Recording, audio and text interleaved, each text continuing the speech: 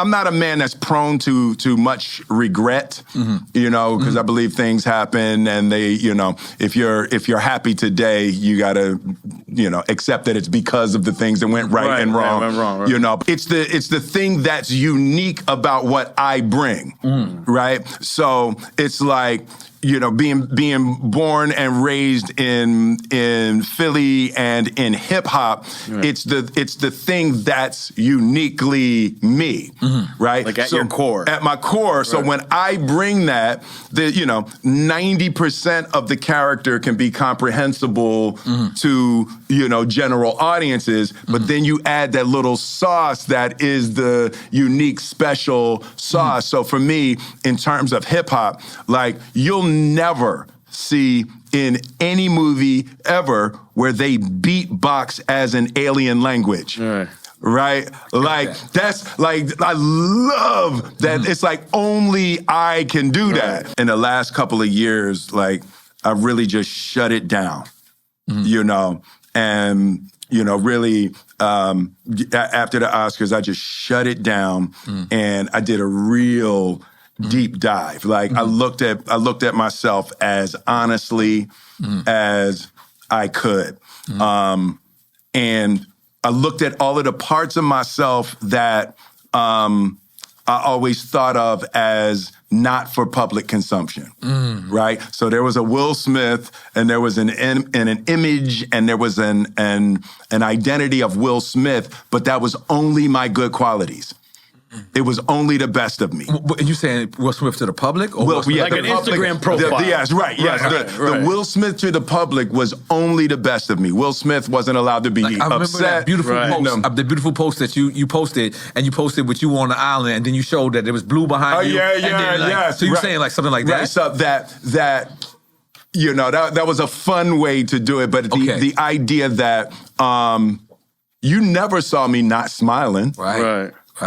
Right? But you could probably imagine there were some times when I wouldn't be smiling. It's just that wasn't for public consumption. So, it was just the best qualities of me. So then, I was forced into a situation where I had to be honest that I don't just have good qualities. I have some things that I have pushed down. I have, fear. I have confusion. I have anger.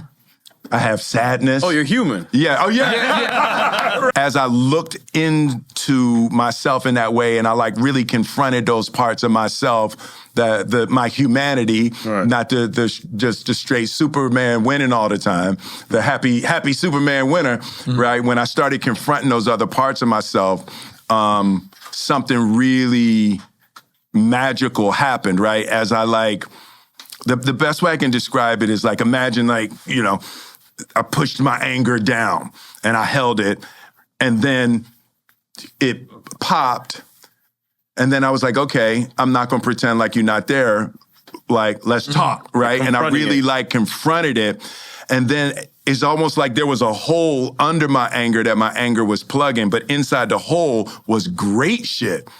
It was great creativity and great power and new ideas. And it was by not accepting that part of myself, I was cutting off the good that it could offer me. Right. It's like there's no bad qualities. There's no bad qualities in you. There are things that are neglected that will be a superpower if you befriend your anger, if you befriend your sadness, not try to get rid of it, befriend it.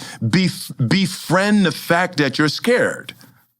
Be okay that you're scared. You still got to do this shit. Right. But don't pretend like you're not scared. Be scared, but still do it. When you befriend those energies versus fighting them, they become superpowers. They become your army. So you have this army of energies, and that's the place where I am right now. The good qualities that I thought were the strongest Will Smith, that's not. It's now those qualities are backed up by all of these other energies that are having been cleansed, like not, you don't want them to drunk drive through your life, but now they've been like cleansed, and now they're giving me gifts.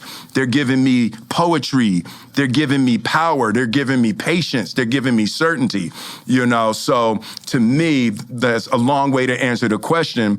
The hunger comes from, like, I got cheat codes. Right, I got cheat codes. I want to share my cheat codes. I want to hear them. Man, I've been beyond my dreams for like 20 years.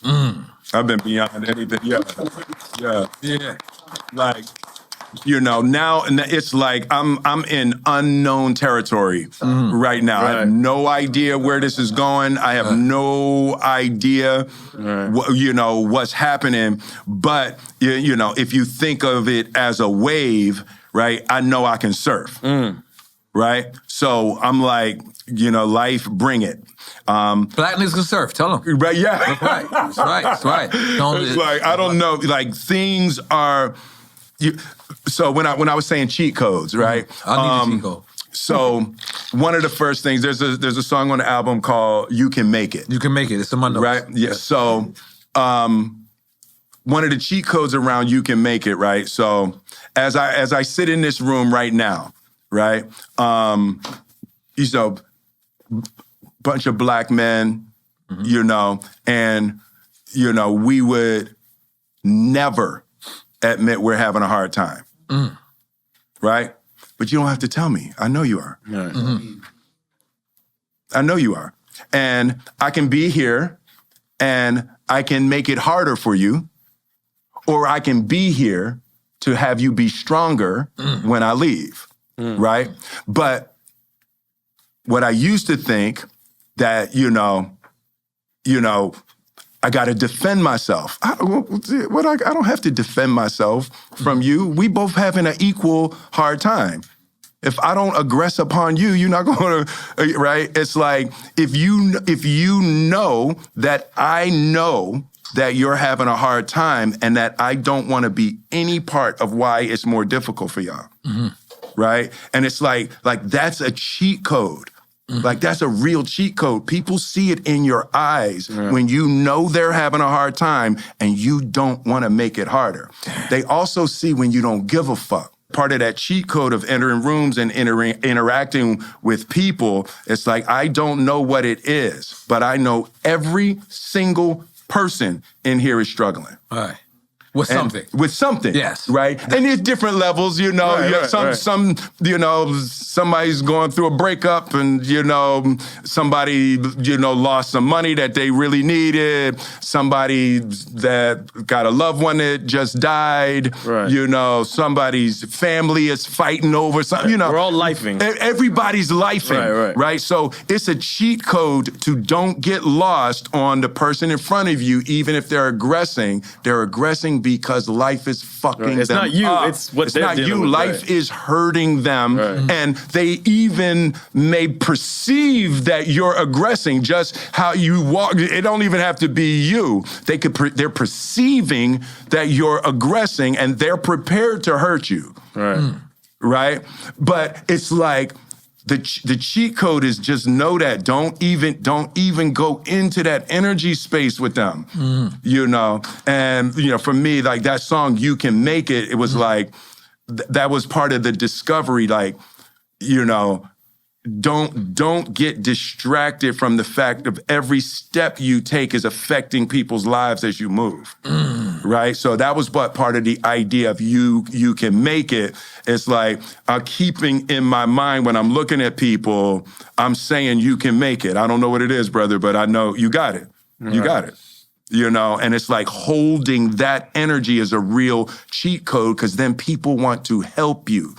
When they feel like you're open to want to help them, they want to help you. But it takes vulnerability to open that men don't, we don't do that with each other, right? So for me, when I come downstairs, brothers, it's welcome to Philly. Yes. I want you to enjoy it and have fun with you in Philly. You know, and it's like, I want you to feel safe and have a good time. I got cheesesteaks for you. That's right. That's right. You know, and it's like that energy is an energy of abundance. You you build things, you make friends, you build relationships, you create a safe space around you when you start from that mindset that the person is going through something. I'm past awards in my mindset. There's a thing. I think that everybody I wish that everybody could have everything they dream. Right. To realize that that's not it. Right. I've said before, like people talk about rock bottom, that when you hit rock bottom is when you'll make a change. Talking about drugs? Yeah, like drugs. People say drugs and rock bottom. In life. Yeah, rock bottom in life. Right. Yeah, but yeah, it is like people say it in AA talking about rock bottom. Mm-hmm. But there's a corresponding place that I call cliff top, right? Like you could be too high? Where you get so high that you realize literally none of the stuff can make you happy. Right? After you can get to the end of the material world. You get to the end of money. You get to the end of sex. You get to the end of fame. You have so much, and then you like go off of a cliff into the same kind of abyss that you'd be scared of slipping into at rock bottom. Right? Where life loses all of its ability to sustain and please you. Right. And then the only thing that's left, the same thing at rock bottom, the only thing that's left at cliff top is you have to find what you're actually looking for, and what you're actually looking for is you. You're looking for you. You're running around. Right? When you like a woman and you like being with a woman, it's because you like how you feel. Right. You like what's happening inside of you. When you have money, it's like, yeah, it's cool to buy things, but it's not the money. You like how you feel inside. Right. It's unleashing a feeling inside. And at rock bottom and at cliff top, what you have to learn how to do is generate that feeling without anything external. You have to learn how to like you so much that you like being alive so much that you bring positive energy that's not generated by stuff, right? Because stuff is coming and going. Right. Like people are coming and going. Everything you have and everybody you love is going to rise and fall in your life. The place that we have to find is a spiritual place where we are good with us. We trust us. I trust myself. I trust God, and I trust life that whatever happens, I'm going to make happy out of it. I don't need specific things to happen. Being able to be right here, right now, with whatever arises, and not need a specific thing to happen, right? And it's like, part of the beauty of these moments for me and these interactions for me is like, I don't need a specific thing to happen with us now. I'm open and I'm excited, like what's going to evolve from this moment. And as soon as I have a specific thing that I want to happen, that I want from you, now it throws off the energy of our experience, So I'm just learning to accept life as it comes, just relax. Right. Some shit's gonna come that you don't like. Right. Some shit's gonna come that you do like. And it's like I'm trying to just cultivate a mind that is